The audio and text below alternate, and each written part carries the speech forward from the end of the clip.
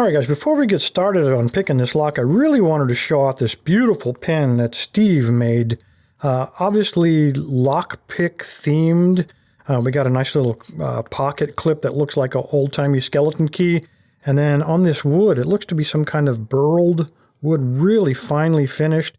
And then inlaid around this thing, I think, are 5 keyways. And on close look, it looks like he cut out that to fit a brass keyway, and then inlaid inside of that is a darker wood to make it look like a shadow. Just really beautifully done. It really writes nicely, too. Anyway, Steve, appreciate the pen, and I also appreciate this lock. No key, though, but beautiful old Yale. And Steve is a collector. He must have looked this up in a catalog because he pointed out that this is a Z16 ZA6 model. Now, again, it's not stamped on here anywhere. There's a seam down the middle. There are 4 brass pins holding this thing together. I have no idea how old it is. Through the patina, I think it's on, here we go. On this side, you can see that we have Yale in town, Stamford, Connecticut. So back in the day. No key, but I really want to show you this keyway. Again, back in the day, the metallurgy wasn't quite what it is today. So they didn't have real thin picks. Most of them are pretty hefty, real thick. Now we do, and even though this looks like a very kind of an intimidating keyway, a lot of zigzagginess going on, never seen one on a Yale like this. Beautiful keyway, but because we now have thinner picks, let me grab a 15,000th here. A lot of times when you have them zigzaggy like this, you grab a thinner pick, it'll fit through all the paracentric warding. It does pinch a little right there, but it does get through it as well. Anything thicker than 15,000ths would not have worked. I'm counting 5 pins in there, and they are all springy, so nothing seized up. This is spring loaded. There's a little give on the shackle, so I'm pretty sure this thing works.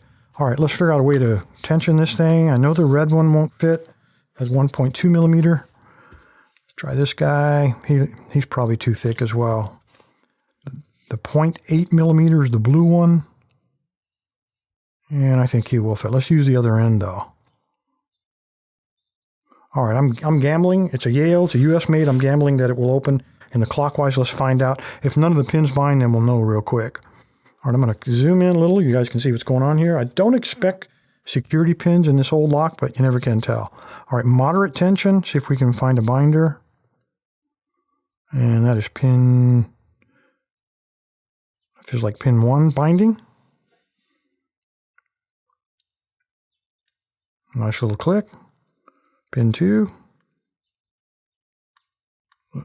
Little click. Feels like 4. Minor click. Check these guys. We don't have an open, so we got to have at least one. Here we go. There's another one. Pin 3. Nice little clicks on him.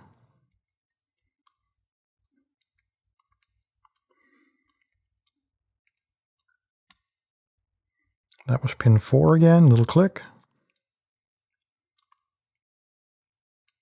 Nobody's falling down. All right, I'm going to start bullying. I'm going to put a heavier tension and see if I can bully something. There we go. We got another binder, pin 4.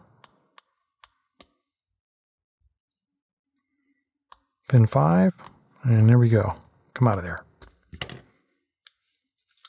Oh, isn't that cool? Not only did it pop open, it sprung open and away. Isn't that cool?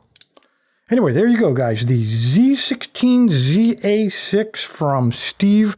And Steve, I really do appreciate this beautiful pen, of course, as well as a lock. Thanks for your time, guys. Stay safe.